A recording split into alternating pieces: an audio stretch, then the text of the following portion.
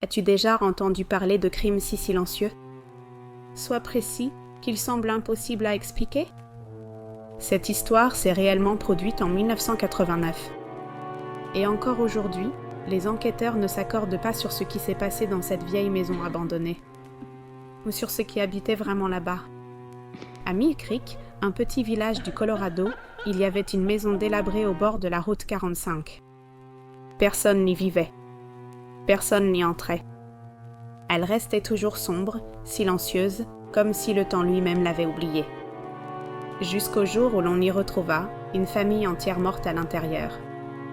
Avec un détail horrible, cette famille ne vivait pas là. Et personne ne les avait vus entrer. John Henderson, 41 ans mécanicien. Carol Henderson, 38 ans infirmière. Leur fille Emma, 12 ans.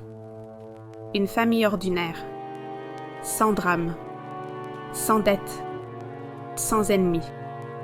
La veille du drame, ils avaient été vus dans un restaurant. Puis plus rien. Ils ont disparu. Leur voiture n'a jamais été retrouvée. Alertée par une odeur étrange, la police entra dans la maison. La scène était impossible. Triangle rouge pointant vers le bas, la famille était assise autour d'une table, comme pour un dîner. Triangle rouge pointant vers le bas, leur visage était figé dans une expression de terreur extrême. Triangle rouge pointant vers le bas, aucune fenêtre cassée. Triangle rouge pointant vers le bas, aucune trace d'effraction. Triangle rouge pointant vers le bas, aucune blessure sur les corps. Mais le pire était sur les murs. Des centaines de griffures. Comme si quelque chose ou quelqu'un avait tenté de sortir de l'intérieur. Sur un mur, écrit avec une matière sombre, il entre quand personne ne regarde. Les corps ne présentaient aucune blessure, aucun poison, rien. Mais le médecin légiste nota quelque chose d'anormal, des pupilles dilatées à l'extrême, signe d'une terreur incontrôlable. La conclusion officielle fut arrêt cardiaque simultané. Impossible, à moins d'un choc indescriptible. 2 détectives furent assignés à l'affaire, Mark Jeffery et Daniel Cole.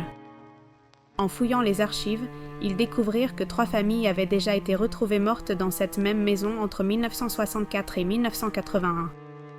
Toujours les mêmes éléments, petit losange orange visage pétrifié, petit losange orange mort sans cause, petit losange orange griffure sur les murs, petit losange orange personne n'y vivait auparavant. La maison n'était jamais habitée. Mais la mort, elle, revenait toujours. Obsédé, Jeffrey déclara « Je dois passer une nuit là-bas. » Juste une. Cole refusa de l'accompagner. Le 14 janvier 1990, à 22h17, Jeffrey entra seul. Il prit une caméra et une cassette audio. À 23h04, la cassette enregistra des coups sourds sur un mur. Puis des coups plus rapides. Puis une voix, très basse, j'entre quand personne ne regarde. Un cri étouffé. Un choc violent. Silence. Jeffrey n'est jamais ressorti. Aucun signe de lutte. Aucune trace d'empreinte. Il avait disparu. Avant qu'elle puisse être démolie, la maison prit feu à 3h du matin. Sans cause. Sans court-circuit. Sans présence humaine. Tout fut réduit en cendres. Sauf une chose, la cheminée, et à l'intérieur, la cassette de Jeffrey partiellement fondue. On n'y entendait qu'une phrase visible, « J'entre quand personne me regarde ». Théorie un meurtrier invisible. Quelqu'un entrait, tuait, sortait sans laisser de traces. Mais comment expliquer les disparitions, même de policiers? Théorie 2, un gaz provoquant la panique. Hypothèse scientifique, panique extrême, arrêt cardiaque. Aucun gaz trouvé. Théorie 3, Jeffrey lui-même. Qu'il ait tué la famille puis fui. Mais pourquoi laisser une cassette? Et comment a-t-il disparu? Théorie 4, quelque chose de non humain. Un prédateur lié à la maison, se manifestant seulement quand la victime est seule. Certains parlent d'une présence. D'autres, d'une entité.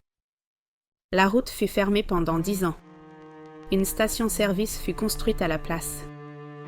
Les employés affirment entendre carré noir moyen, des coups sur les murs, carré noir moyen, des voix chuchotant leur prénom, carré noir moyen, des griffures apparaissant la nuit. toujours entre 3h00 et 3h20. Crime parfait? Hallucination collective? Ou présence qui observe et entre lorsque personne ne regarde? Si tu aimes les histoires vraies, sombres et mystérieuses, abonne-toi et découvre le prochain secret.